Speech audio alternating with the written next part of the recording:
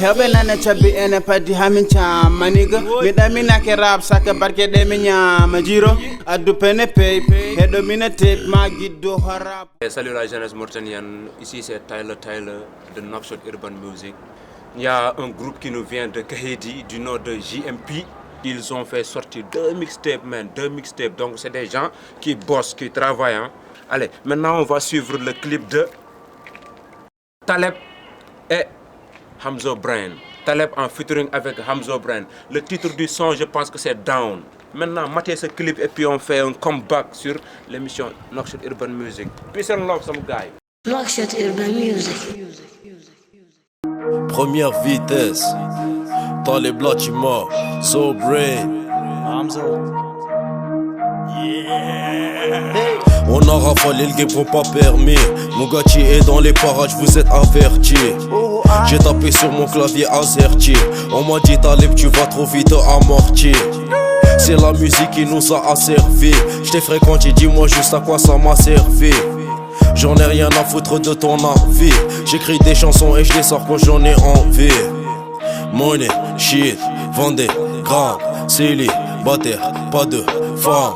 On est posé dans le calme. Regarde-moi quand je te parle. Et nous les rageux on les soulève. Vous voulez la merde, bah vous aurez ce que vous voulez. On m'a dit que le Titanic il a coulé. Shout-out à mon négro sous ma voyeux à la couille. La marchandise a été tout écoulé. Ils nous ont braqué et le négro était cagoulé. J'ai esquivé les rafales et j'ai roulé.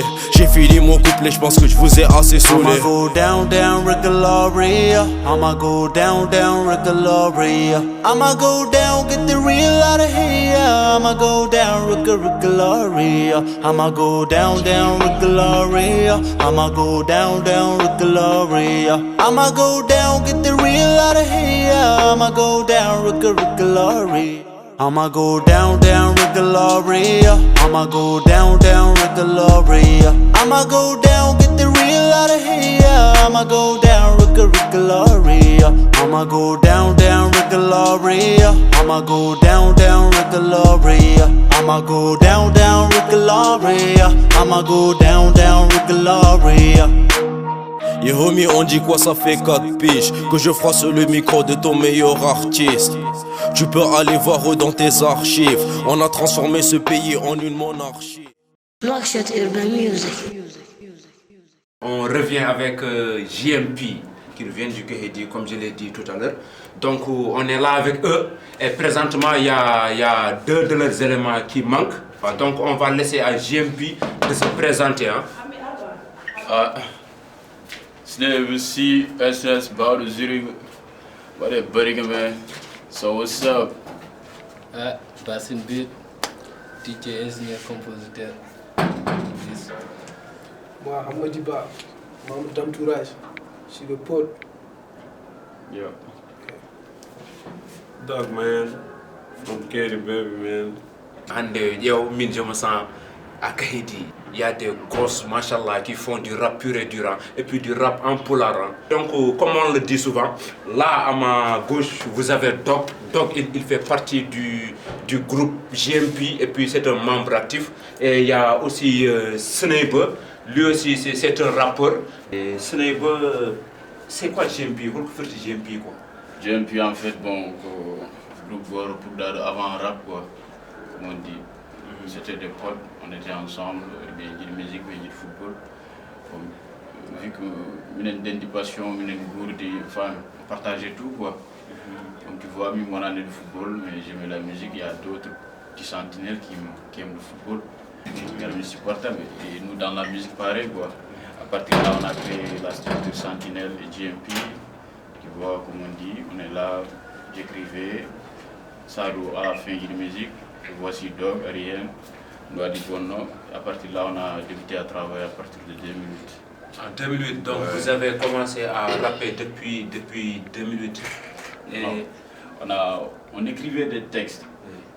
On était un peu sur le côté, je perds le mot quoi. On était à la recherche quoi. On était à la recherche. On avait l'envie de trouver c'est quoi même la musique. Ce qu'on doit faire, elle est quoi? Elle cache quoi? tu vois. En fait, c'est pas le rap, c'est de la musique même. Il faut connaître la musique avant de faire la musique, tu vois. Exactement. C'est ça. Exactement. On y est resté là 4 ans à écrire, faire des ateliers de texte. Et à partir de là, on a essayé de monter sur scène pour tester pour la première fois. Mais le gel ni malanda mon loy. Ah, ok. Donc, bien sûr, famille, très bien. Si je comprends bien, on a des de musique.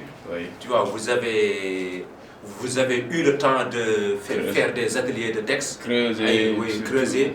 Oui. Et si les choses là collent bien, Oui, après vous avez, tu vois, testé les choses comme tu as dit, si ça marche ou ça ne marche pas, quoi. C'est ça, on a vraiment pris du temps.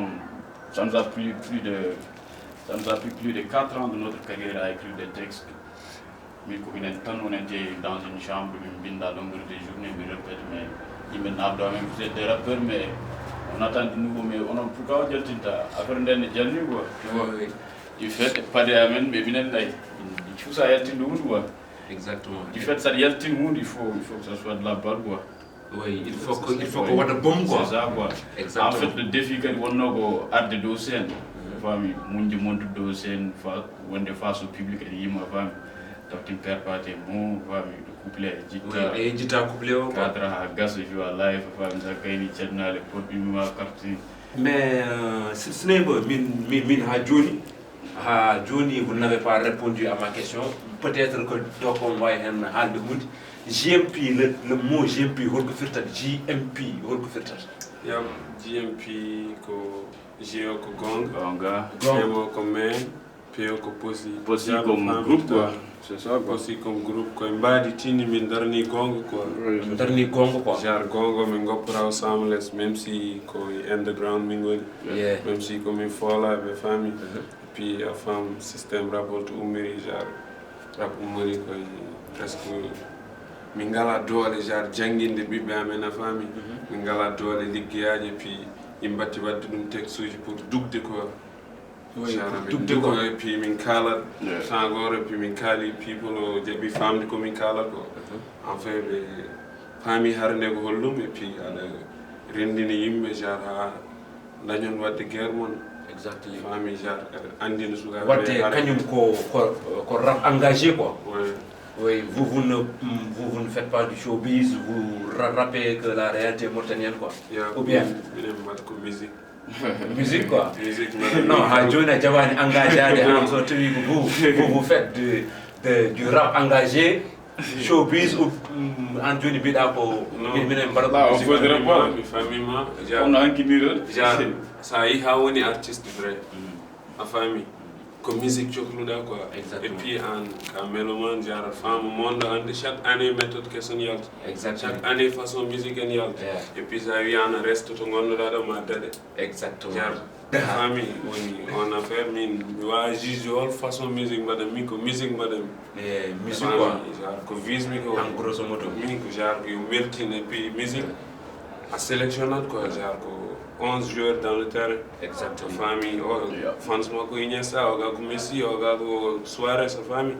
Puis à faire la sélection, ça aussi sont genre mixtape, 20 morceaux, il faut faire underground. Ça aide encore aussi. Il faut la même chose. Mais bon, nous on a entendu que Ngondon koy tourner, puis vous avez eu à sortir 2 mixtapes. Et puis c'est pas quelque chose de petit, hein. Je vous le dis, parce qu'il y a des rappeurs de la place ici. Mon gars, qu'on a besoin de 2 mixtapes, ça quand même ils ont des albums quand même. Non mais album album ça défend ça yupi dum yimbe ñamata parce que ko defta ko bendani. Non c'est par rapport à yimbe jido wala par rapport à ko kedorda wala ko jidda ko mais j'ai vu des albums en Mauritanie. Il y a des albums qui m'ont inspiré, surtout musique. Comme par exemple, comme je peux te dire, l'art de la rime, ça m'a inspiré. Ça, c'était une compilation en collab avec 994, Moukoumenitou et Tom Select Marnodum. Oui, Tom Select 994. Yeah, that's what's up. L'album Doubi Sapo, ça a changé la vie. Ça fait l'histoire du rap rime, hein. Ça fait partie de la discographie rap rime, tu vois. Non, ça c'est vrai. Non, personne ne peut l'oublier. Mine, personnellement, j'oublie pas ça. Bon, je peux te dire que Jamin Teki, ils ont mis le feu avant d'aller en exil. Oui, ça c'est sûr. Jamin Teki, ça c'est sûr, non. Il y a eu des albums, quoi. Exactement, mais il y avait Jamin Teki, Military Underground, tout ça, ils ont cartonné, ça c'est vrai, tu vois. Ouais. Mais le temps de Jamin Teki et temps rap Jonio, ça fait deux quoi. Musicien, le musicien, l'artiste est un explorateur qui est toujours à la recherche. En vrai, l'artiste il voyage où il y a de enfin, l'artiste aime la diversité, tu vois, les couleurs, tu vois. Artiste, non seulement c'est qui n'est pas un artiste, tu vois. Quand on a fait une vidéo, donc on va se focaliser un seul truc là qui est underground, du premier titre et produit jusqu'à la fin, c'est monotone. C'est que la génération de nous a des change de trucs. Enfin, et pas mal de showbiz. Showbiz, il y a vraiment de la musique. C'est ça. Il y a des tickets, il y a des CD, faire des concerts, c'est ça le showbiz. Mais rapport, voilà, on a rap showbiz aujourd'hui. Exactement. Il me fait pas mal. Tu es engagé sur tes textes, tu es un lyriciste, ou bien tu es un gars, tu es harmonique, tes refrains sont cool, musicalement, c'est ça. Sénégal, France, Afrique du Sud, États-Unis, c'est toujours comme ça. Oui, ça c'est sûr, ça c'est sûr. Donc, merci qui parmi la définition de GMP, je pense que les gens ont. C'est Gonga, même bien Possi comme groupe, c'est ça. Yeah, that's Sentinelle et ben tout le guerreau installé, ben do Niamaro, donc on revient avec eux. Pensez-vous que est-ce que le rap polar actuellement et Jaman Momin Gonyo, ça peut rivaliser quoi? Afro-trap, on a yertelini. Brusquement, est-ce que vous pensez que le rap polar peut surgir comme ça quoi? Ouais, parce que ça n'a ça a wani hal polar et puis sans complexe, ça fait polar. Minyo souvent le rap anglais, et why we are parce que wir fils one rapper international, famille. Mais au moment où avant al habonu Amérique hatin maro, faut kabla gondo hatin maro, famille. Parce que message yi bedrom bi adi fof comme genre bi mamni min dan ko rendinde yimbe be yonden to genre on har wotel momi pay et puis som hali dum safrol be pamara min bi way safrol som hali pular ma be pam harande ko holno ma fami et puis som rendini don enfin som watti tourner comme to jimmi sorde fof force mi wawa demgal ngal la famille comme genre wi afrobeat no pamita kambe ngujjani musique man do non famille ko culture man ba famille enen culture man presque eden jogi carte d'identité mi wawa wonnude mais culture man ko uba famille ko uba quoi ko uba dans sa famille genre ko choklude wadde fa lañara liberté a famille jangde carte d'identité nan do haali wonde mottani famille kebra sago jame famille dami ko ngudda jall harande wona yomin jaltu min kocce kaaje min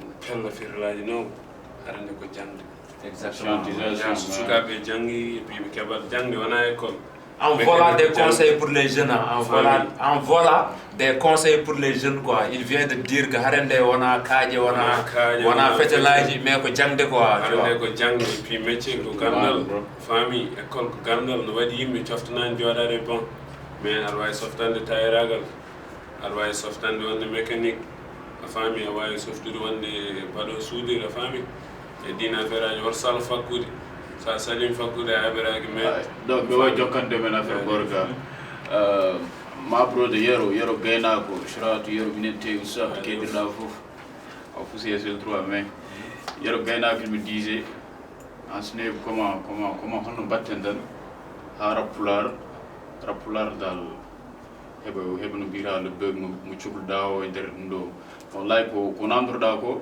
Hier, un jour, à la musique, on était sur une session au studio d'enregistrement sur les 3.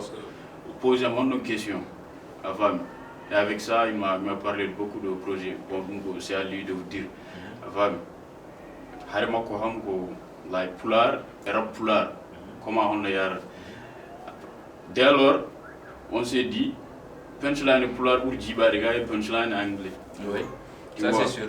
Gilenden, bon les textes haalantam koye wiɗa nante dans les détails quoi. dans les détails c'est haal rek ala wiɗa nante dans les détails c'est trop quoi hokkuma punchline gore pulaar et puis affaire ça firti demde keddidem si kan tawn faamu genre wodani gumɗo ko unde kono wona wiide no unano fobba genre ana yiyara aɗa wawi tappude en même temps punchline nigga aɗa wawi tappude en même temps mais wiide aɗa weddo ungal ngal aɗa waɗani après nanguira tappa ɗum waɗan ko joom guite ɗum ko punchline woni en plus que ko pellu tan fama tan mais ko conseil aussi bon le fait kadi wiide kadi wonata rap pulaar yettata o niveau mo cikkata o ko ɗum ko faiblesse ko faiblinde hakkille mum rek quoi believe ene wona kadi ƴeewoy wona awaña jab ene wona et puis ay do it tan gasi quoi that's what's up. ko non tan Donc les gars, donc on dit tout le temps, just do it quoi, juste fais-le quoi.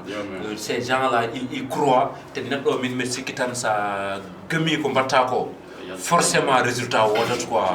Parce que ça trouve vite tan, indema ma yalte liste bako quoi, kono ça trouve ane hebata bak. That's what's up. Exemple, ƴeew trap. Ça dit street trap.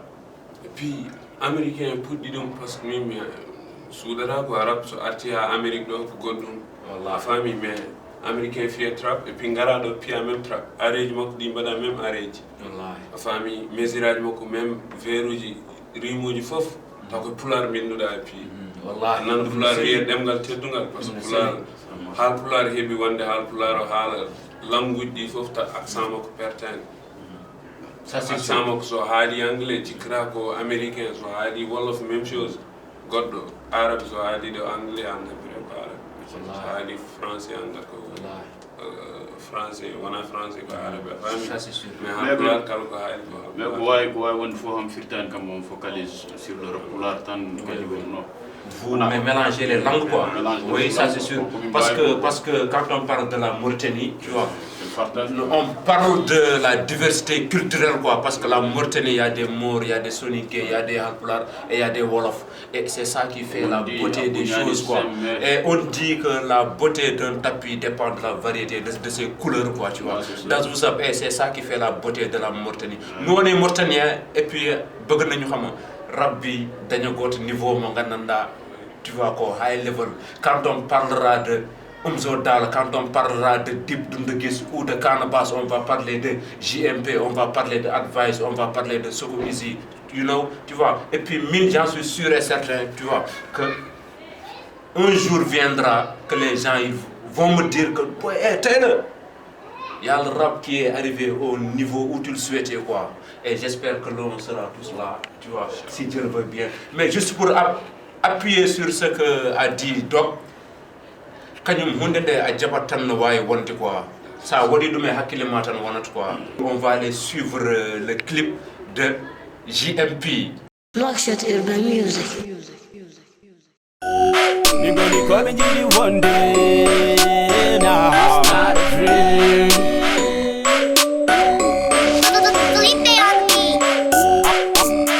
I'm living it up when I got me bordeaux. It's not a dream. Hebe nane chabi ene padi hamin chama nigga Mida mina ke rap saka barke de mi nyama jiro Adu pene pay Hedo mina tape ma giddo harap Boy MC Lora Sadu ko Khalifa Ma jab sada kifa Koy di men njida Rap koko fesa Boy kombe di mi karne Nim so jole jangde Dum wana koy dol ngur mi ko hakan RM ko fayi de kanymi yodi madam Ar sada fije Rena mbodo fida Sahabe de hira hubu hamitina Gone meti boy nigga ele sarafina eko tobe tete njida yimbe tina doso mangu nati jew chafe goro tongo bobolonde safone woro nyalenge e bogol foko yonge tan we gonna come and give you one day now it's not a dream I'm just living my dreams kissing my fam oh yeah it's not a dream I'm living it I swear to God me bordeaux it's not a dream the old music with the heart is I some gringo to Mali got a trouble Pop the city girl, pop the city girl, yo, what that body girl. Pop me hand, gonna mess you while you football. LeBron James in this bitch, better than a dog. My be fake and I shoot the head ball. When y'all be coming down, when y'all me in me get in me, hold it. Fully butt nigga, nyam late water once and I'm me changi and I get the head and woman ever that you know. I'm higher than a rasta tell me, and I hype is up them pussy niggas body rang and the body I'm in jam. That's how you fight, I'm the boy. You been on a before, you there don't my better touching Jimmy even you for. Susa for the blunt, fuck Wiz Khalifa. I'm ton rap explicit, so I don't want coca liver. Six go ass and serving up the hair name in Jaha. Boy to the fam, boy, lana higher. Waben on a butter, waben on a dawa, go for bitch you jet test and them name gun and a we Mars nigga. We gonna come and get it one day now. It's not a dream, I'm just living my dreams, kissing my fam, oh yeah. It's not a dream, I'm living it, I swear to God me burdo. It's not a dream. Yo, music with the hardest, I some dungo to Mali, got a trouble. Bueno dosa mi hochi, sisi njilo da temi yabi. Fake nana chagal mi wopi, so my hand taras mi wopi. Mi pudi huni bendevi hand tebe donkani, dongangal na muse hore tebe. Nouakchott Urban Music. Quand le but mon nandon dans les vols 1, vol 2 de Sellaoul, c'est ce monsieur là qui a fait ça et puis il se nomme Bassin Beat. Donc Bassin Beat dans ça. Comment tu vas et puis pourquoi tu as choisi d'accompagner JMP dans leur projet quoi? Grand jam quoi. Bon, nous ko 2011. On a grand madé. Le ngonde buru ko fami. C'est la mora mai tu vois. Donc non et puis moi non. Je suis même comme fan ma mon gars. Fab on parle ko du weli et tu vois. Après ça, on essaie la batia tu vois. Bati ligu de musique quoi. On dit comme parle quoi tu vois. William quoi, on y a des meubles quoi. Après Nanda est programmé des sons tout ça quoi. Yeah. 2011 badda furi concert anim nabi dum do mabbi non c'était débutant do wadde hen ndo fami mais Johnny est-ce que interligément est-ce que tu t'es senti professionnel à la fin? Bon badda hen rek fami professionnel tu viens de taper 2 mixtapes donc en cas professionnel à jabada rek voilà va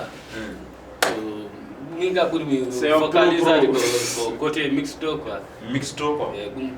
Mais tu ne programmes pas des beats. Bon, programme mais comme côté mix pour focaliser. C'est là où des mix des produits et puis mix donc des sons jamin ndo check il tout mix donc quoi. Bon alhamdulillah kam jaltino son badi qualité ay tu vois.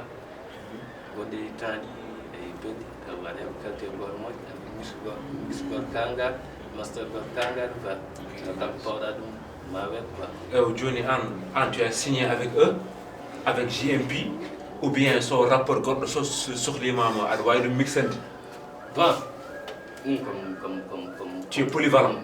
Non, ko équipe on dirait quoi. Équipe on dirait membre de musique quoi. Membre de JMP.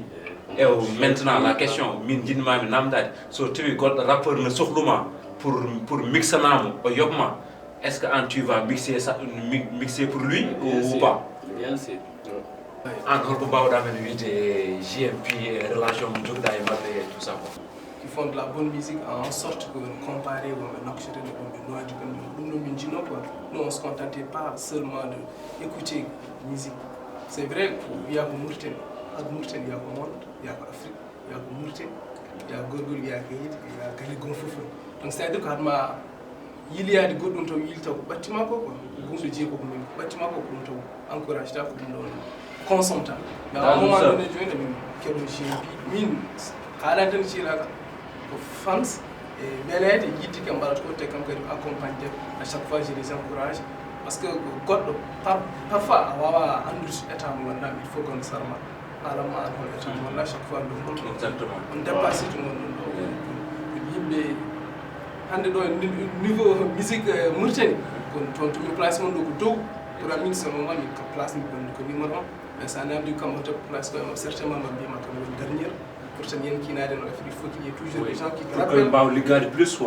Il faut qu'il y ait des gens qui vous rappellent par rapport au ligue. En fait, il y a un point que j'aimerais souligner, surtout l'engagement. L'engagement ne consiste pas seulement à dire, à faire de politique, mais il y a la sociale. Comme il y a des sons qui conseillent, par exemple, de faire de mariage à la ethnie, c'est l'engagement, on s'est engagé mais socialement. Parce que domaine qui est j'aimerais un peu ajouter sur le rap rap mauritanien quoi, à un moment donné ça y mis à faire carré foutresse de carré mais ma wadi showbiz. L'engagement mais socialement. On a politique temps problème à rencontrer parce que même que GMP comme GMP comme quoi ça a changé quelque chose. Donc par rapport au point de vue est-ce que la musique peut changer? La musique peut changer, c'est de l'art. Chacun change à sa manière. Est-ce que la musique, non, je répète ma question, j'ai dit, est-ce que la musique mauritanienne peut changer le comportement de la jeunesse mauritanienne? Bon, le but c'est ça, soit c'est de changer ou d'emporter la culture, faire en sorte que la culture mauritanienne soit connue à travers le rap et faire changer les choses à travers le rap aussi. Parce que c'est une mission de conscientisation. Parce que il y a un écrivain qui a dit celui qui n'a aucun principe se laisserait avoir par n'importe quoi. Et eux, ils sont là pour nous rappeler qu'on a bel et bien des principes. GMP, même au niveau de KD, il y a des initiatives qui œuvrent pour le bien-être social. Mais à chaque fois, ils n'ont pas les moyens, donc manque de moyens. Il faut appel à la jeunesse de faire des dons, quoi. On a là un grand monsieur du nom de DC Teps et c'est le manager de JMP. Le manager est JMP Sentinelle. Avant tout, il me pour me dire que le bas âge a jeune. Ça y est, on a les JMP 40 mois. On a quoi? Pour dire qu'il a mis dans le kalko ɓe mbaɗata ko minen fof kadi nder groupe o wona min tan woni manager kamɓe koye maɓɓe koɓe manager jaa min pawmodiri au niveau de Nouakchott soɓe ngari ɗo affaire uji sen mbaɗe ko min o waɗata hen ko heedi barallah en toon amin jooɗo et tout woɓɓe min keewi quoi bon sa wi kam yomi haalanma e GMP mi ha kalantuma min ko gandumi quoi sa yiyame rek min ko ni min mbayi ni min mbayi ni bay tulde gero mi changera yeso caméra yeso mawbe ni hunde goto ga wili kambe mabbe ha joni sa heedi musique o vraiment ma andu c'est la réalité ali yimo hunde ma gananda war ma instant goto ha jinnabe ma batti yidi hen koy men Mr Dog kam ko wada tanko punchline tan wada donc on va l'écouter hein Dazou Sab go man.